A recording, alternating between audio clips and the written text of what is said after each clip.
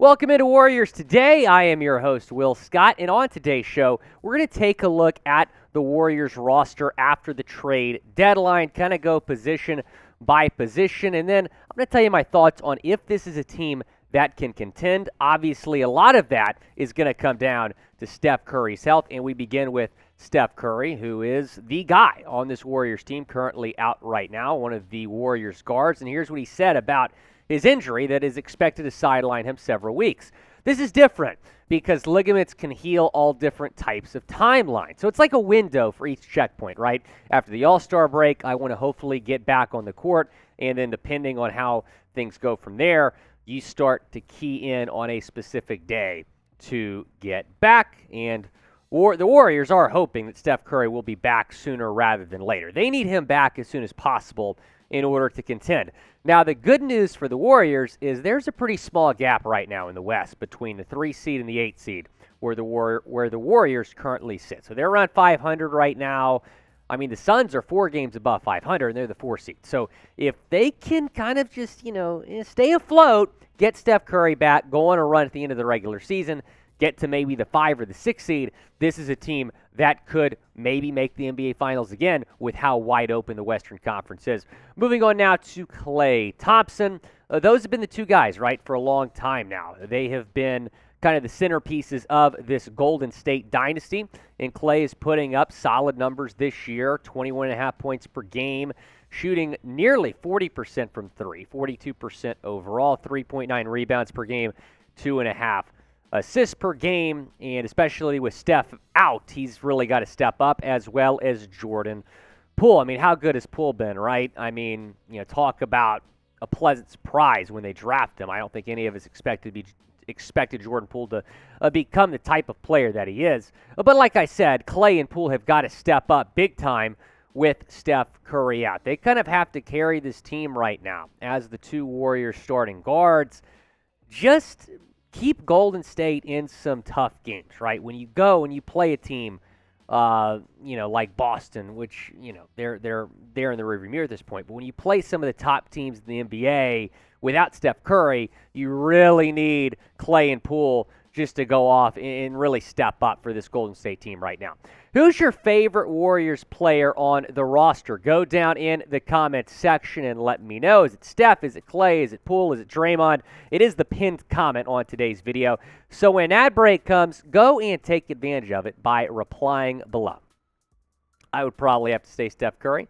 Maybe some of y'all will say Donte DiVincenzo. I'm not sure. He was a exciting pickup last offseason. Here's what he's done this year: 25.2 minutes per game, 9 points per game, 4.1 rebounds per game, shooting over 41% from 3, 43.2% from the floor. So he's been solid. I mean, he was a really good pickup. I was excited about that pickup, and it just adds to the guard depth that you have right now.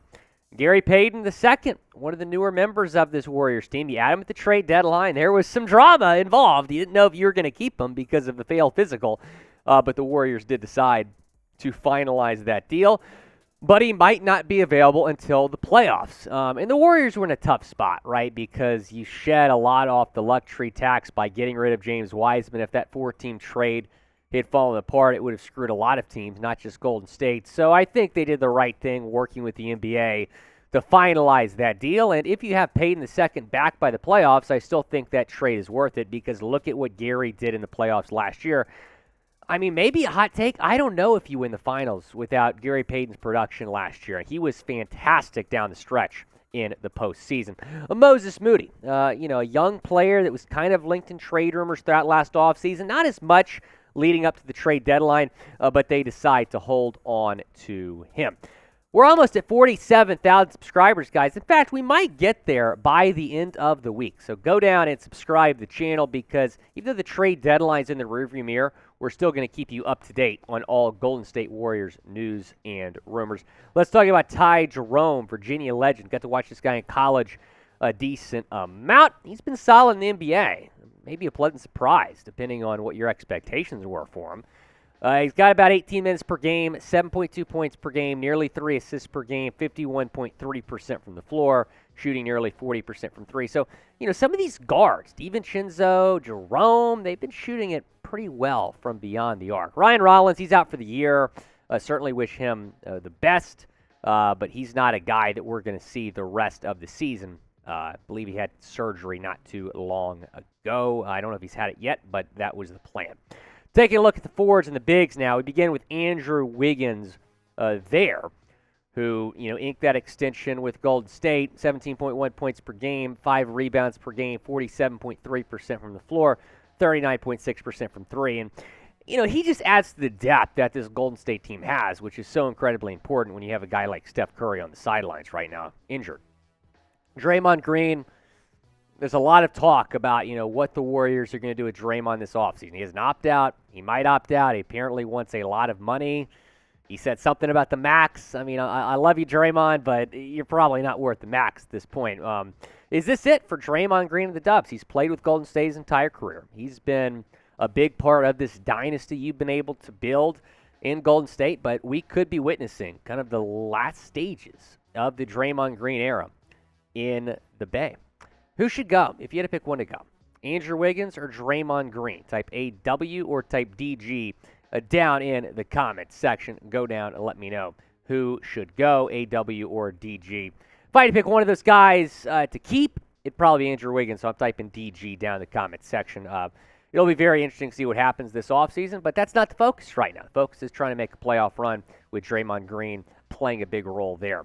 Jonathan Kuminga, the cum bucket, as they call him, over in Golden State. Taking a look at his numbers this year, 8.4 points per game, 3.1 rebounds per game, 49.5% from the floor, 33.3% from three. And then Kevon Looney, who has been solid, really, really solid. His numbers honestly don't tell the full story, but 8.8 rebounds per game. We'll start there. I mean, that's huge. 6.8 points per game, 2.6 assists per game, 65.6% from the floor. So good to see him producing yet again. And then you got your Michael Green, role player on this Golden State team to kind of, play off the bench here, provide solid depth off the bench. I like JaMychal Green. I like the presence that he brings as a role player off the bench. Name a player the Warriors should add to their roster. They might not be done making moves. There's still some guys out there in the buyout market. There's still some solid free agents out there. Maybe Carmelo Anthony. I don't know. If I see him at the Syracuse-Duke game this weekend up there in the Qs, I'll say, what's up? You should come to Golden State. I'll let you know what he says next week on the show. Andre Iguodala, the legend himself. What did Max Kellerman say? Give me Iguodala. It's an all-time line. He's just played 3 games this season, though. So he hasn't played that much, but he's still on the team, and I don't know, maybe he'll retire. We'll see. Talk about a Vermont legend now, Anthony Lamb. I got a chance to follow this guy a little bit in college, a little bit throughout the beginning stages of his career in Houston. I was pretty excited the Warriors picked him up. And then you got Patrick Baldwin Jr., the draft pick from last year, has played a limited role on this team. Kind of been back and forth between the NBA and the G League. He's got potential. He just has to take advantage of the opportunities that he gets when he gets called up. He's playing pretty well in the G League. How likely are you to recommend this show to a fan? Go down in the comments section and let me know. How likely are you to recommend this show to another Warriors fan? Scale it 1 to 10 down in the comments section. Appreciate you all watching the show. And I think the thing I'm taking away when I'm looking at this roster is obviously good enough to contend. You just won an NBA Finals last year, but the priority has to be getting Steph Curry back healthy and getting him back soon.